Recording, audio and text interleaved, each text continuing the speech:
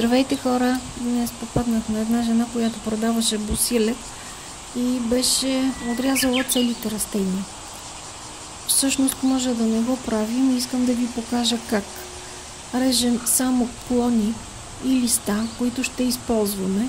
Периодично подрязваме по-ниско, но оставяме младите издънки между клоните, които да пораснат, и ние така цяло лято можем да берем босилек, да използваме листата, без да унищожаваме цялото растение. Аз правя босилек цяло лято, чак докато вече съвсем няма листа, но това не е от отрязването им, а вече е станало студено.